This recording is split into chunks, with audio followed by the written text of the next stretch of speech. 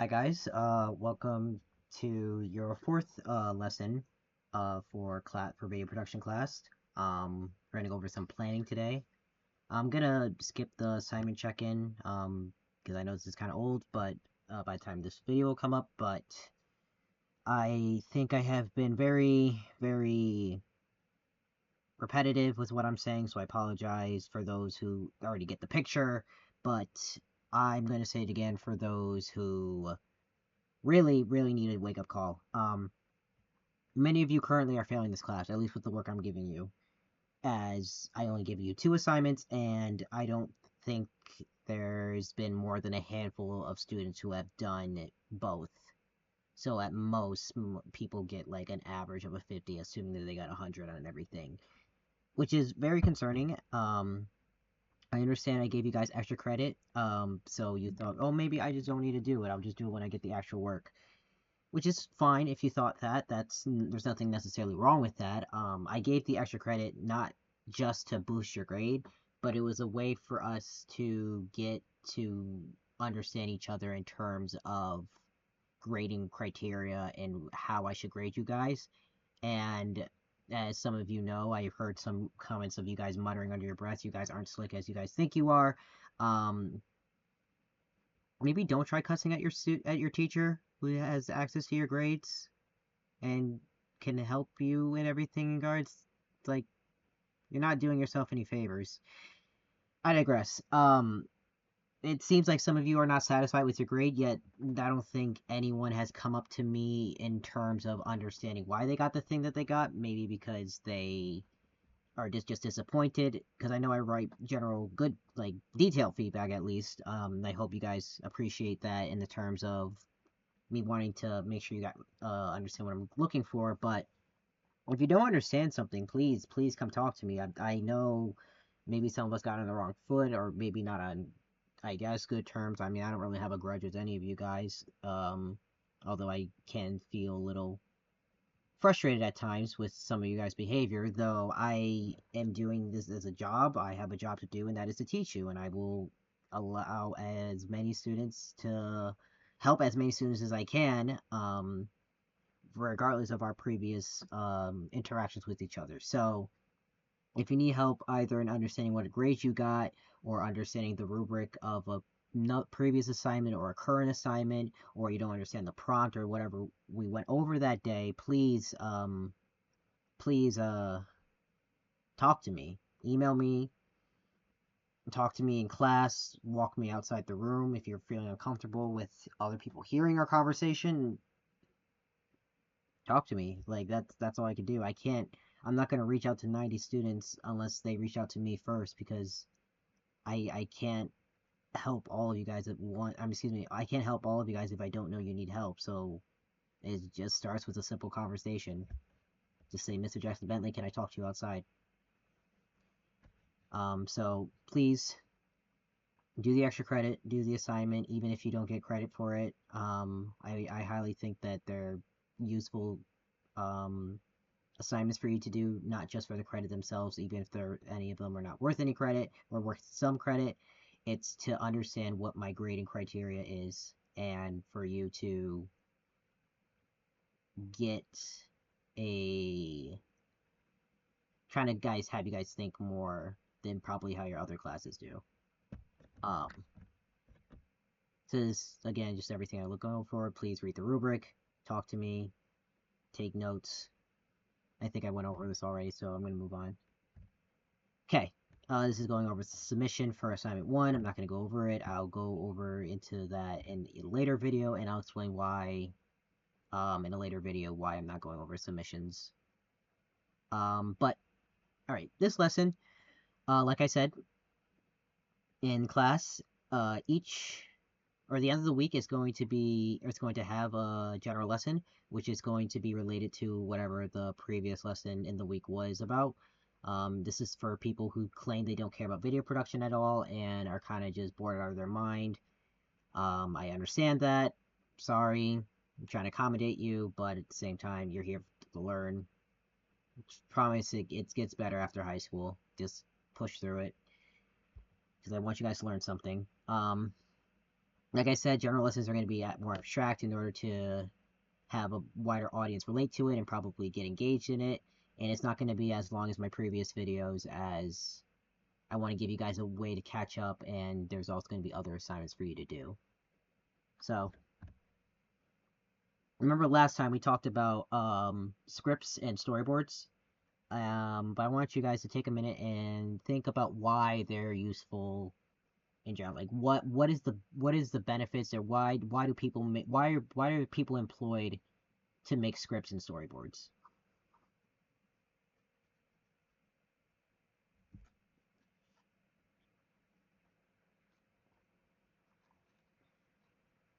Okay, hope you guys wrote something out or just jotted some things down. General thing is planning. Some examples include, or rather, the general gist of it is that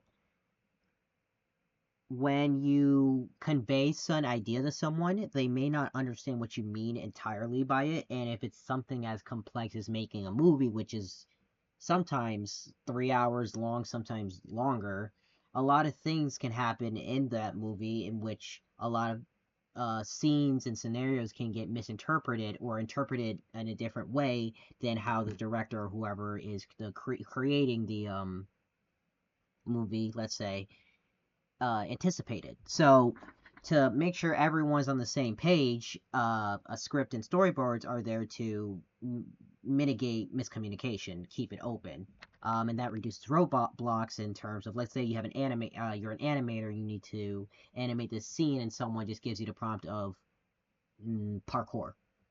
You're gonna be a little confused. Like, do you make it a ninja? Is it you're an assassin in some way? Are you in a part? Are you in a party setting? What's the time era? Is it present? Do you guys have access to guns, or is it um samurai era in Japan where they focus more on tools such as a sword or a shuriken or things like that. And those miscommunications, those roadblocks can cause frustration because you don't know really what to start on. And if anyone has ever drawn or animated before, you know that takes a lot of time. And you don't really want to waste your time because maybe you're getting paid by a finished product. So if you spent time and then your boss tells you to go back and do it, well, great. You just wasted, who knows, maybe hours of your life, and you got to redo it. And you can't do anything else because you got to eat, you got to get paid, you got bills to pay.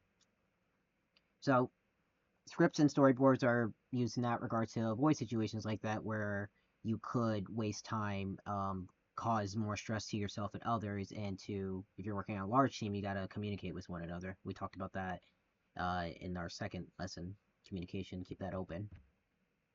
So I want you guys to think about other places slash scenarios where planning can be beneficial, and if you can think of one, excuse me, if you can think of one, tell me how.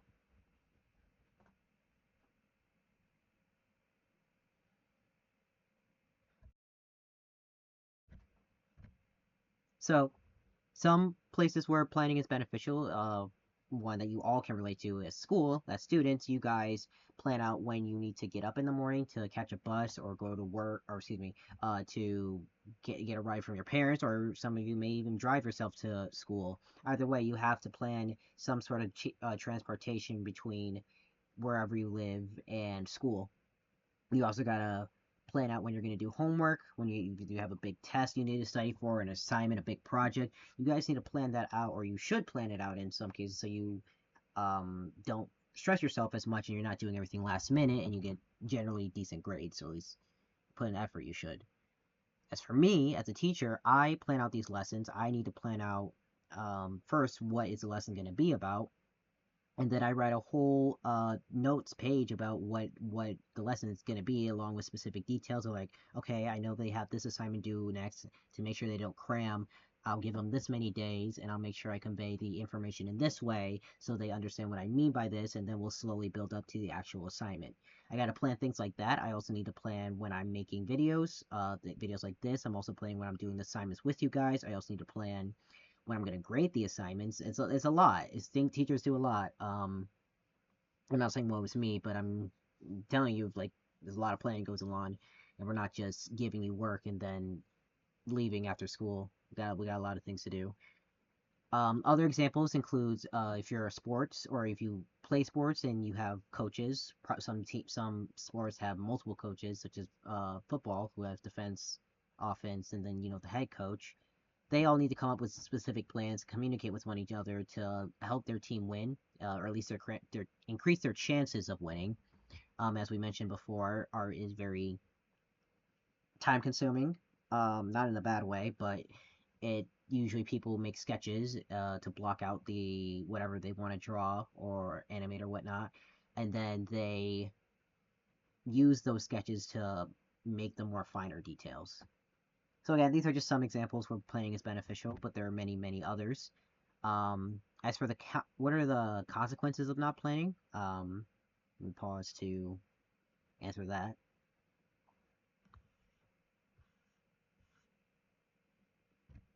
So some consequences are missing opportunities. For example, let's say you are wanting to go to this game at 6 o'clock on Friday, and you forget that you also, like months ago, you forgot that you planned an appointment, like a dentist appointment. So, and you decide to go to the game, and then you look at your phone. Oh, I just got charged $50 for not going to my appointment, and I gotta reschedule it, and they won't take me until next week or next month or whatever.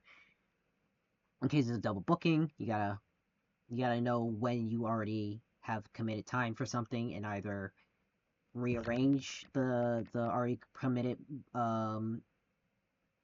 situation, or try to get best of both worlds, but something's gonna you can't do everything at once. You can't have your cake and eat too. You're gonna have you can or be in two places at once. You have to manage your time better and where you're gonna be, and also include things such as transportation.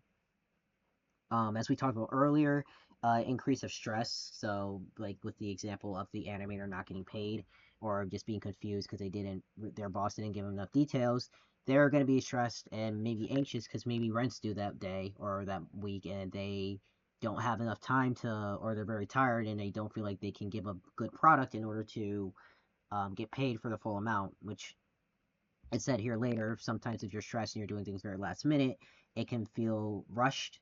Like the whatever the product is can feel rushed, and not as good quality.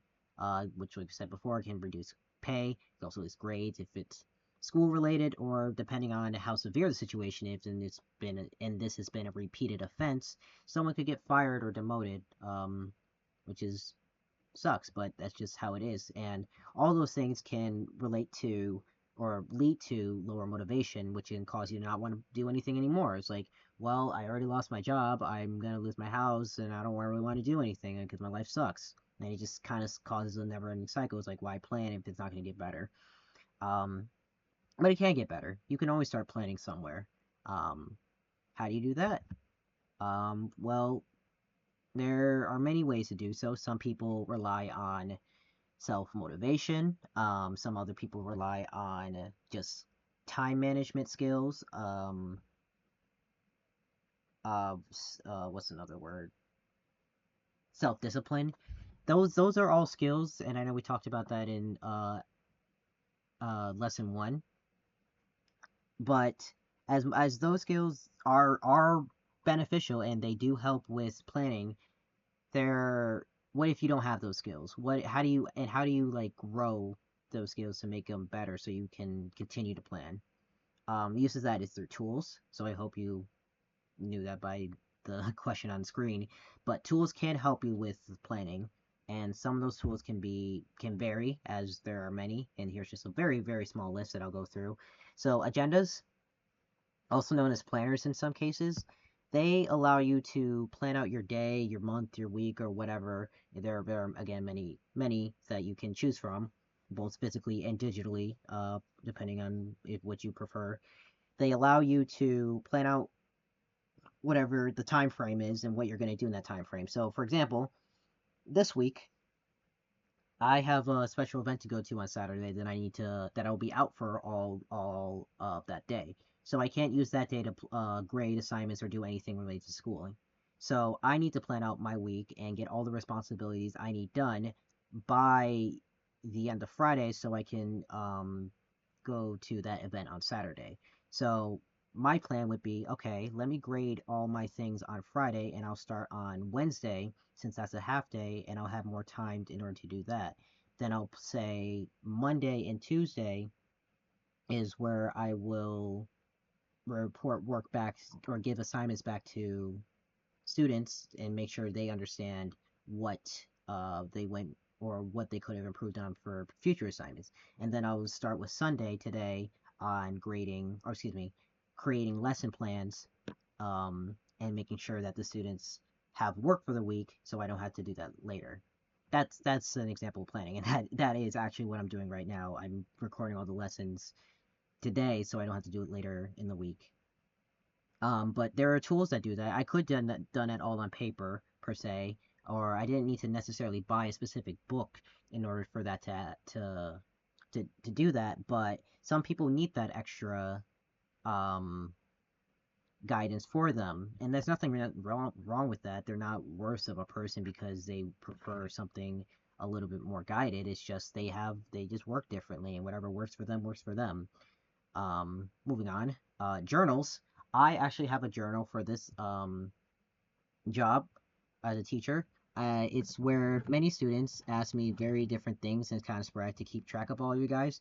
So what I do is instead of keeping it all in my head, I write it down, and I then spend I think the last hour or an hour after I get out of school, and I look back at it as like, okay, this student asked for an extension. Let me put that into the gradebook to make sure when I grade their assignment, I know not mark them points off for lateness. And then I cross out the once I did that, so know that I don't have to worry about it anymore. And it's very helpful for people who are forgetful. I am very forgetful sometimes. Sometimes I don't remember where my phone is, even though it's in my pocket. Um, but I just like personal in that regard because it's always on me, or at least this journal is always on me. But you can also do this with notes, electronic notes, like I know Apple has their own notes app. That works as well. It's whatever works for you in that regard. Calendars also work. Personally, I use Google Calendar as my life is ran by Google pretty much. My Google Calendar is used for anything, including these lessons. So what I do is that I chunk out time. It's kind of also how I use my planner. I chunk out when I'm going to do certain things. I also use the special features such as being able to remind myself when meetings are going to happen or appointments I have. So like, let's say I have an appointment at 3 o'clock and it's 2:50. My phone will go off at that time, says, hey, you need to get to your appointment or your meeting in 10 minutes. So that gives me time to walk down there and then I'll be on time. I also use color coding in order to differentiate my life. So I have a color for work, which is green, and then I have a for Willie's colors, and then I have my personal things, my personal appointments at in blue, and that just tells me that's just for personal time, and then I can visualize how much time I'm spending in personal slash work or whatever any other categories I have. You can have as many or as little categories as you want. Again, up to you. Um, Whiteboards and corkboards are another niche one I see sometimes. I personally use a whiteboard because I am a programmer, and we sometimes do complex scenarios or try to solve complex solutions or question or things to get a solution. And sometimes it's very difficult to keep that all in our heads, in which we talk it out, but again, it's a little hard to can understand what people are thinking. So sometimes we draw it out, kind of like a storyboard. We draw out things what we want. We write it out, and then we go step by step until we get to the solution and understand it better. That's in a way if you want to use a whiteboard in terms of a general school example. Maybe you want to you want to write out all the things you need to do by in 2 days from now. And so you say, okay, I have an English assignment to do today. I have an English assignment to do. I have math. I have video production. These are all due at this time. What do I do? So let's say you can break it up in many ways. So I'll give you a general example. Let's say you are doing good in English, okay at math, but really bad in video production. I would prioritize video production first because if I'm doing this in an early day, I'll probably be more my brain will be more awake and I'll be able to focus more on that and I'll be able to increase my grade there. Since I'm doing relatively well in math, I'll spend some time doing it, but but I'll focus more on video productions. Once I finish all my video production stuff, then I'll do math, and then English should be fine. I may not get to all, but by the time I get to English, at least there won't be as much left, or my grade won't hurt as much because I already have a high grade. That's an example. You can draw that all out. However you visualize is up to you. Sorry, I don't have a pen and paper, like a camera to show you my hand and what I'm drawing, but that's how I would do it. And then you can like draw out like, okay, I have this assignment for video production. I'll start on this one, and then this one, and this one, and then you can just go down the list. And whiteboards are very useful in that regard compared to paper because you can easily erase it with either your finger or the dry erase eraser that they give you. But yeah, whiteboards are generally, I personally find them more useful than paper as they're more renewable. As for corkboards, I don't personally use a corkboard. I know some of my personal friends who have used them. And what I've seen how they use it, it's more for visuals, in terms of pictures rather than drawing things out by hand. They may have an assignment that they did or they need to do in which the teacher gave it out on paper. So what they will do is that they'll pin it on with like a thumbtack in there and says, and they'll probably put a sticky note on it and they said do Sunday and then they said start Friday. And then since that's always like looking them in the face, they can't forget it or else it just gives them a lot of anxiety. And so they get rid of that anxiety just by doing the assignment. Or yeah, these are all examples of planning tools. I understand I went into a depth for a lot of them. That's just because there's so many that I feel like if I went through them all, I would be here forever. But the main thing you need to know is that these are all tools, and you need the right tool for the right job. And that job is for getting your life together in some way. And the only person who can really answer that is you. So I highly recommend you just try it out. You don't really need to invest a lot of money in it. I know all of you guys have a phone or at least access to a phone.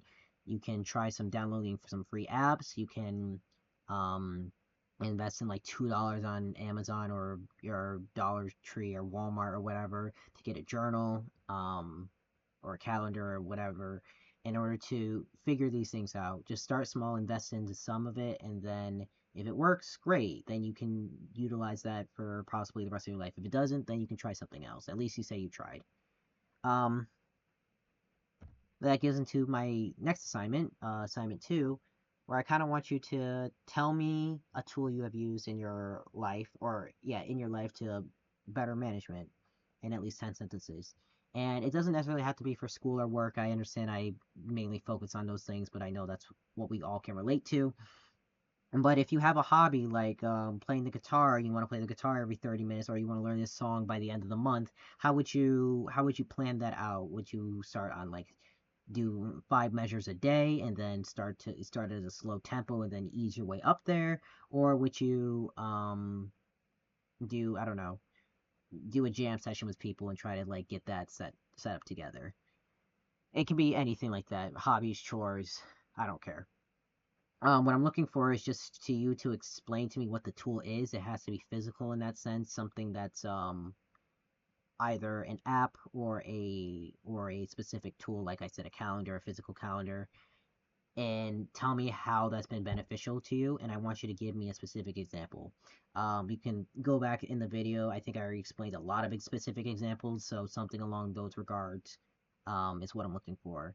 And don't try to be cheeky and try to copy what I said word for word. I know what I'm saying. I can watch these videos too, guys. If I see you like are saying you're copying my video, I will probably mark you a 0 because that's just plagiarism. So again, please be creative, be very specific. I understand that we all probably use calendars, but I don't want you to verbatim say exactly what I said. I don't need you guys to tell me how I plan my life. I want you guys to tell me how you plan your life. And for the people who say they don't use a tool, you can tell me how you could start using a tool. Say you can start using a calendar, and then give me a hypothetical scenario where you could use that calendar, and how your life will be beneficial with it. Again, I don't think this is a lot. I'm saying 10 sentences because I don't want it to be, oh, I use a calendar. It helps me with school. Calendars are great because I forget things. No, I want you to be, well, that is true, and that can be a very good start. I want you guys to be more detailed. from what I graded from this assignment already, I'm noticing a lot of people are not giving as many details, and that may be because of the rubric that I gave. I thought it was pretty clear. Maybe I need to add more to both the rubric and the prompt itself, because I do notice some people not looking at both, even though I explicitly say to multiple times. Um, these rubrics are here to help you understand how I'm grading you. If you don't read it, at some point it's on you, as with how many times I specify. But I will try to have more assignments be more specific, so you guys aren't as confused or surprised when you get the grade that you get. So again, please put your first and last name at the top. I don't care if you submit it physically or me in person or on Google Classroom. It still needs to have your first and last name and period at the top, just to have that consistency. Again, here's the rubric, but it's also on your Google Classroom. And that is the end of this video. All right. If you have any questions, please email me or talk to me in person. I hope you guys enjoy the rest of your day.